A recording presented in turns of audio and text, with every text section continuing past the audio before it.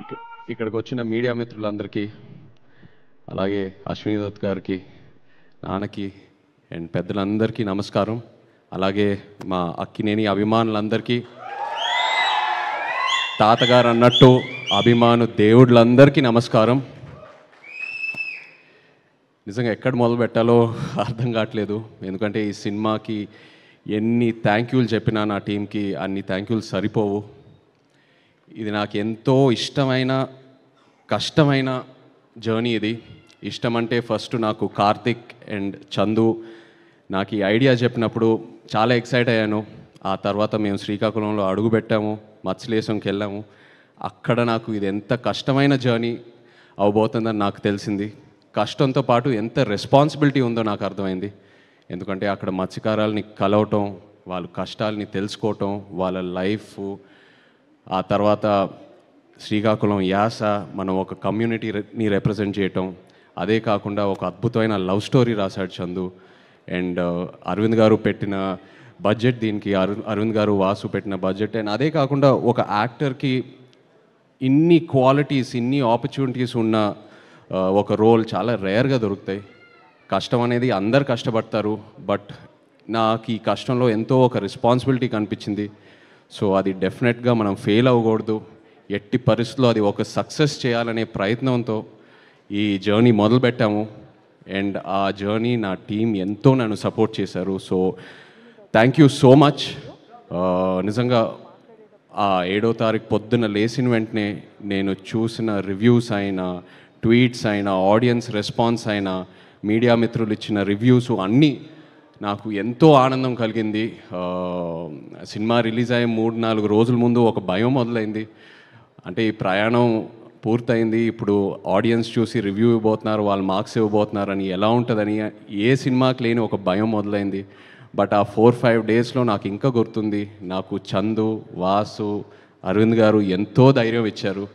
వాసు అసలు ప్రతి ఫంక్షన్లో కాలర్ ఎగరేసి ఏదేదో ఎన్నెన్నో కమిట్మెంట్లు ఇచ్చాడు. 100 కోట్లు అనేది ఎప్పుడో కమిట్ చేశాడు వాసు. అలాగే అరవింద్ గారు నాకు డోంట్ వరీ అమ్మా, it will be the best film in your career అని నాకు ముందే చెప్పారు.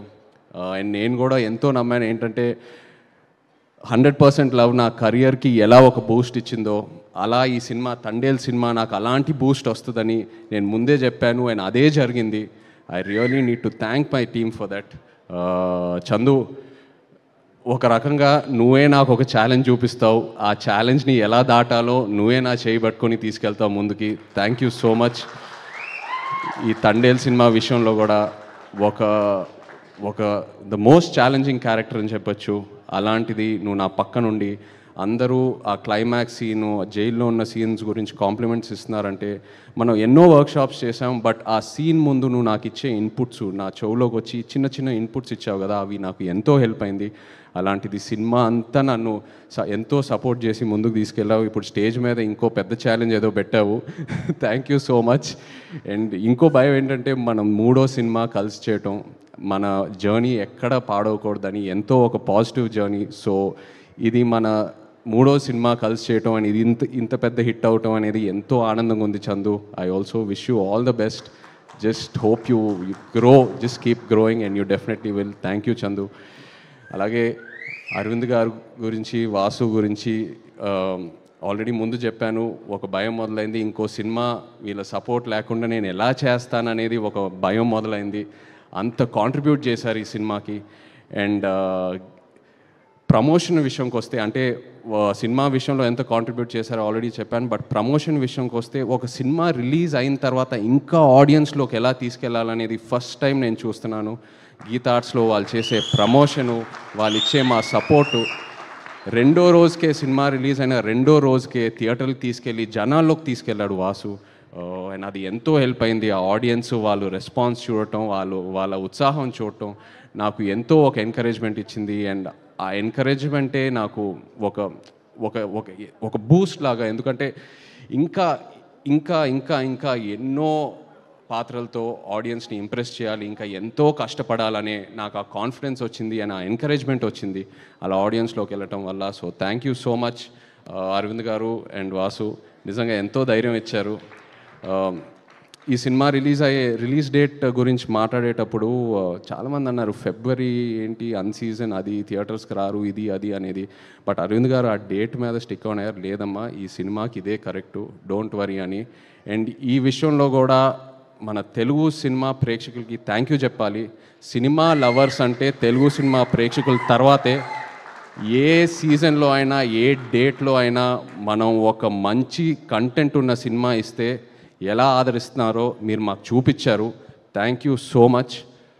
అలాగే మా రాక్ స్టార్ డిఎస్పి, నిజంగా చందు అన్నట్టు ఈ సినిమాని పూర్తిగా అర్థం చేసుకున్న ఏకైక క్యాండిడేట్ మన టీంలో దేవియే, 100% నిజంగా.